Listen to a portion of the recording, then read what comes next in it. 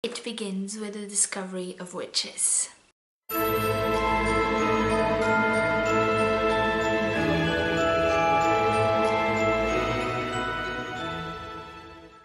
Trago-vos a opinião de um calhamaço que eu tive a oportunidade de ler durante este mês de outubro. E quando eu digo calhamaço, ponho um calhamaço nisso. Há uma coisa que Deborah Harkness e Diana Gabaldon têm em conjunto, é escrever livros com mais de 300 páginas. A Discovery of Witches é o primeiro livro de All Souls of... Esqueci-me do nome.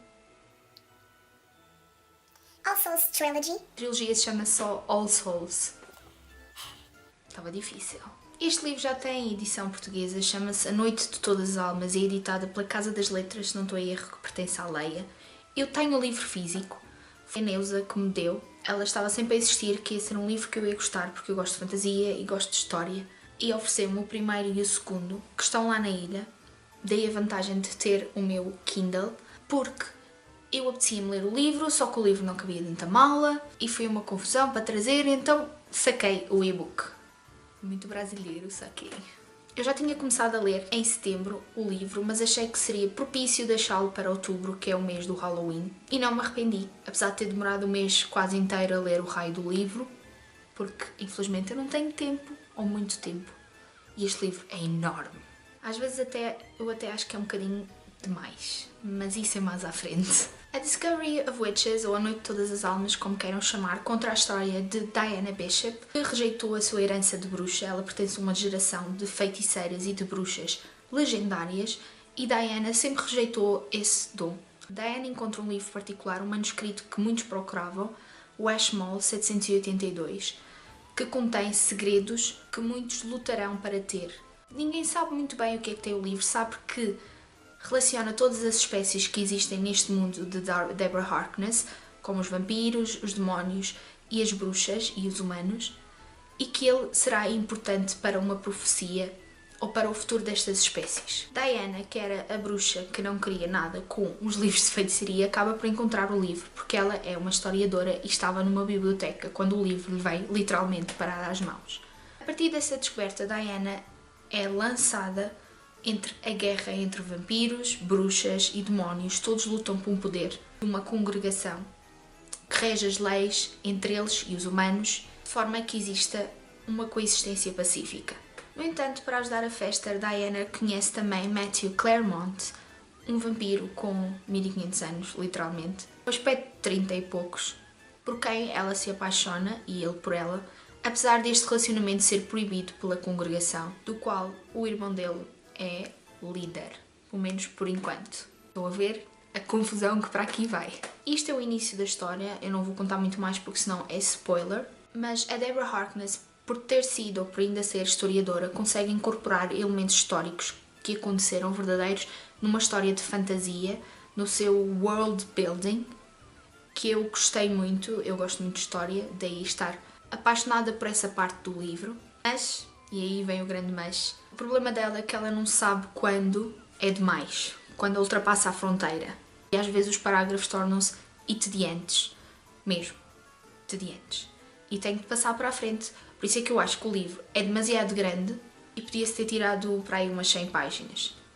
O que não quer dizer que não continuo a ler a trilogia, porque provavelmente eu vou continuar a ler. O mesmo se passa com Outlander, porque eu também acho que alguns livros da Diana Gabaldon exageram um bocadinho demais. É demasiada história, demasiada reviravolta e depois perde-se o fio à meada. Isto é uma opinião pessoal, não me julguem quem gostou dessa parte do livro, eu simplesmente acho que é um bocadinho demais e eu gosto de história. O início do livro é brutal, lança aquele mistério, queremos descobrir o que vai acontecer depois, e depois há também a história da família da Diana e a história da família do Matthew e como eles se interligam e como no fundo tudo vai revolucionar o mundo em questão. E o fim é também brutal e deixa-nos com vontade de ler o segundo. O meio é que tem alguns problemas. A história entre a Diana e o Matthew tem os seus altos e baixos. Quando eu digo altos e baixos, na relação e também no livro, na construção das personagens, a Diana no início é muito insegura e apetece-me dar-lhe uma chapada, acorda rapariga, para a vida. E o Matthew no início é muito muito sedutor, não que isso seja mau, mas às vezes é demasiado distante. Sedutor e distante, é mais ou menos isso. Até começar a encarnar a história demora um bocadinho. Pelo que é preciso persistir na leitura e ler até o fim. A parte do mundo em si está espetacular. Gosto particularmente como a escritora entrelaça o nosso mundo habitual com o mundo deles, que no fundo é o mesmo. E como temos coisas banais do nosso mundo misturado com feitiços e vampiros e demónios e magia e ciência, também há muita ciência envolvida nesta história. Há muita ciência no livro, também em parte por causa de Matthew, porque o Matthew também é um cientista, além de ser vampiro, que contrabalança a parte da magia da Diana. É muito engraçada essa parte. As personagens secundárias têm umas mais atrativas do que outras. Por exemplo, as tias da Diana que a criaram, desde menina, às vezes irrita-me um bocadinho. A miúda tem 30 anos, deixem-na viver a sua vida. Porém, fica-se com aquela sensação que algumas dessas personagens só vão ter um maior desenvolvimento nos livros seguintes.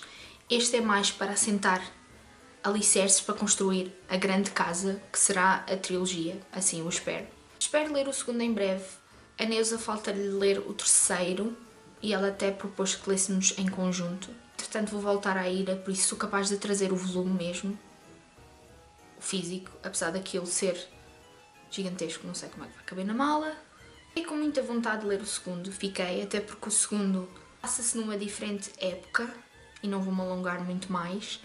Ou pelo menos no fim do primeiro livro ficamos com essa ideia. É um livro que eu vou dar 4 estrelas, porque eu acho que tinha muito para melhorar para ser um grande livro. É uma grande história, mas um bocadinho atabalhoada, com muitas coisas que podiam ter sido cortadas. Se a autora tivesse cortado essas partes, eu acho que a leitura se tinha tornado um bocadinho mais fluida. Atualmente existe uma série televisiva sobre o primeiro livro, pelo menos a primeira temporada é sobre o primeiro livro, e acho que já está agendada a segunda temporada. Eu já vi alguns episódios, bem que algumas partes que me irritaram no livro também me irritam na série, mas acho que tem muita margem de progressão para se tornar uma boa série, e uma série que nos agarra. Assim como o livro também. Venga-se que o segundo livro seja melhor. E podes dizer, Neusa, que finalmente eu li o livro. Vemos no próximo vídeo. Tchau!